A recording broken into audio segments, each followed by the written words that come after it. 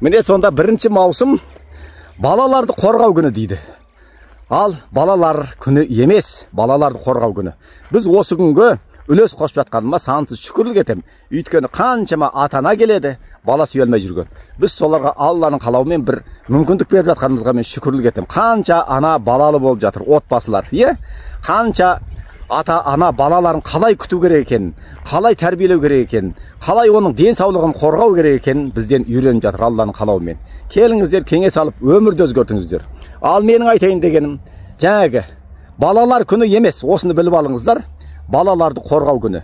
Ден защиты детей дейді. Ден детей емес. Осыны біліп алыңыздар.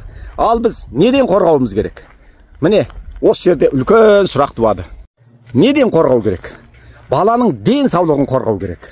Балаға дұрыс білім беру керек. Баланың құқығын қорғау керек. Баланы өнерге, білімге үйрету керек. Міне біз осы жағына атсалысуымыз керек. Ал біз балалар күні дейміз де шатасып, жаңағы тілдік мағынада оны апар басынан аяғына дейін киіндіріп, басынан аяғына дейін соқ құйып, газдалған, энергетикалық краскіленген, неше түрлі қант қосылған затты құйып, баланың денсаулығын улаймыз. Міне, ең әуелі қазақ атамның мақалы бар. Табаннан өткен мидан шығады дейді. Біз айтамыз, табаннан бастан өткен суық сенің денсаулығыңды құртады, ұрпағыңды жояды. Міне біз осыдан сақтануымыз керек. Қазақ өсу керек, өну керек. Әр қазақ менің жалғызым. Ал қазақ өсу үшін ұрпағының дені сау болу керек. Сау болмаса, оның сауықтыру жолдарын іздеу керек. Міне бұл мемлекетке тиесілі нәрсе. Мектептен бастап осыған үйрету керек. Осындай сабақтар кіргізу керек.